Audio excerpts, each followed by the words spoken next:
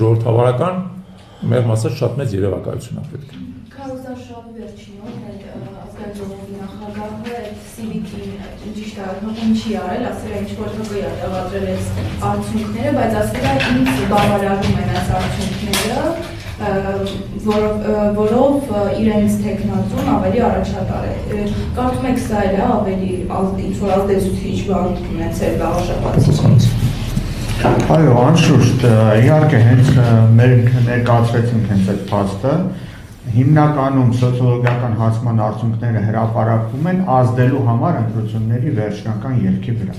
Եվ դա ավելի մեծ ազդեցություն է ունենում, ասենք, որովհետև մենք ինքներս ենք ուսումնասիրում նաև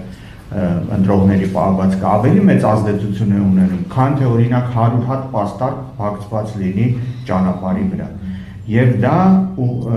բացի ազդեցություն ունենալուց նաև որոշակի ուղղորդում է իր մեջ պարունակում, որովհետև դա պատահական մեկը չի ասում, այլ ասում է այնպիսի մարդ, որը էական ազդեցություն ունի նաև քաղաքական մակարդակում որոշումների կայացման վրա։ Ես մի հատ հավելում կատարեմ, տեսեք, դիցուք պատկերացրեք դուք աջակցում եք մի քաղաքական ուժի,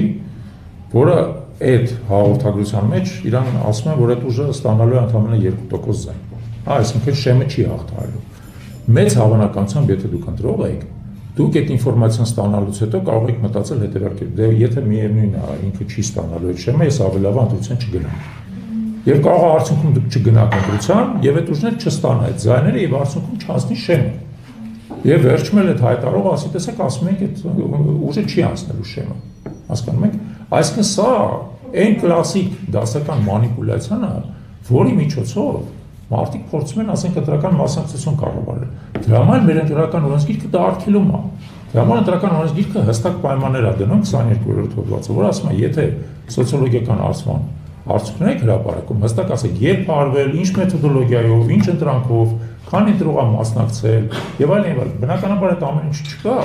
Ուստի մենք իմիջած այդ նույն CV-ը դարել է եւ Գյումրիում եւ Փարաքարում եւ հիմա էլ Վաղարշապատում նույն տեխնոլոգիան է մանիպուլյացիա իրականացնելու։ Իդեպ ամեն անգամ ընտրությունների արդյունքները բնականաբար տարբերվում է, նրանից ինչ որ իրանք հրապարակում են եւ բնականաբար իրանց տեխնացուն ամեն անգամ ստացել է ավելի քիչ ձայն, քան թե իրանք հրապարակել են։ Իսկ դրա նպատակը եղել է հանրության աչքերում սեփական տեխնացուի